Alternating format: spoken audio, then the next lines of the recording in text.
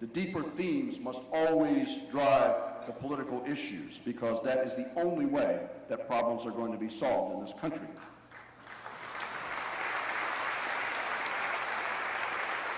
And so we speak not just of Iraq, but about the need to reorient our national security posture in a way that will allow us to withdraw from Iraq, but also to restore a measure of stability to that region, to increase our ability to fight the war against international terrorism, to address the wide range of strategic and foreign policy issues that have been dangerously set aside over the past 5 years.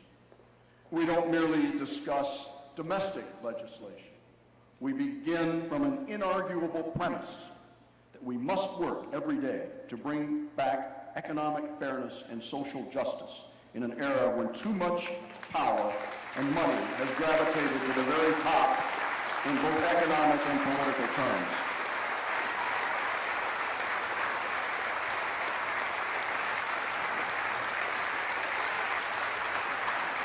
Last year, thank you. Last year, I took great pains to outline the dangers in what I have come to call the three Americas. What are those three Americas? We've seen a huge migration of wealth to the very top. We have calcified at the bottom into what could soon become a permanent underclass. And all the while, the large group in the middle is receiving less than its fair share of the fruits of its own labor. The top 1% in this country now takes in an astounding 21% of national income, up from 8% in 1980. 1% of the people own more than half of our stocks. Corporate profits in our country are at an all-time high as a percentage of national wealth.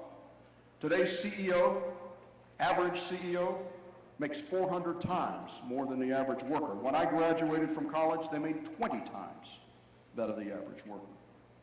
In this same country, the United States of America, the middle class is being squeezed to the broken point.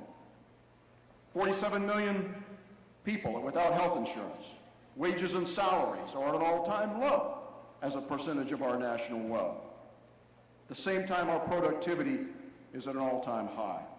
Millions of good jobs, 3 million manufacturing jobs, have been sent overseas, and the economic security of others has been destabilized by the vast underground labor pool that is a result of illegal immigration.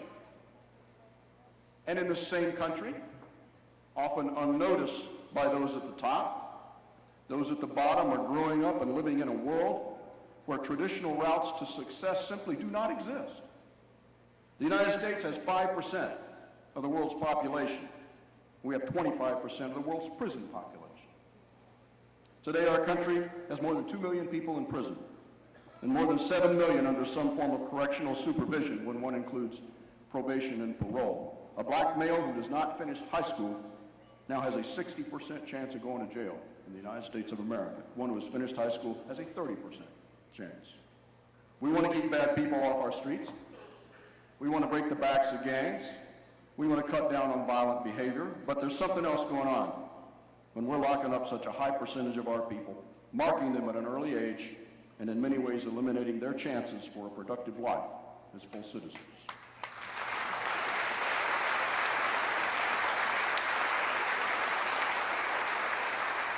On a positive note, with the slim majorities in the Congress, we've seen a renewal of the kind of healthy oversight that is critical to the accountability in government, and we've started to make progress in other areas.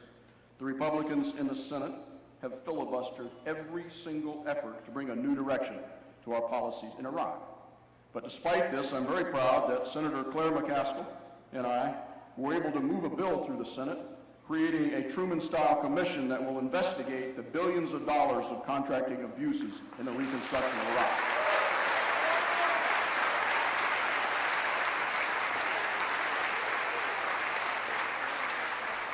I also sponsored a bill to require that our troops be able to spend as much time at home as they do in Iraq or Afghanistan. This seems like common sense to me. The bill was more than reasonable. In fact, traditional military policy allows twice as much time at home between deployments so that our troops can refurbish their equipment, train new members, and have some time with their families. We got 56 votes, we got a majority, but still it was not enough to overcome yet another Republican filibuster. It's hard for me to believe that anyone could oppose this idea.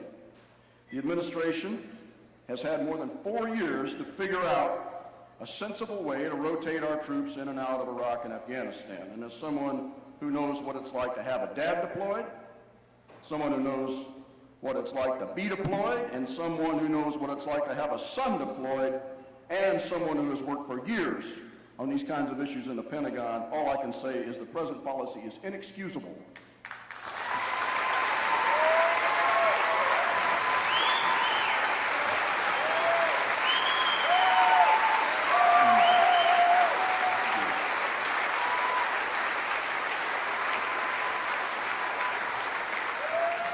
I'd like to share with you a few thoughts tonight about Iraq and the situation in that region. I make these comments as one who has fought in combat, one who has covered 2 wars as a journalist, and one who has spent 5 years in the Pentagon, 1 year as a Marine and 4 years as a Defense Department executive.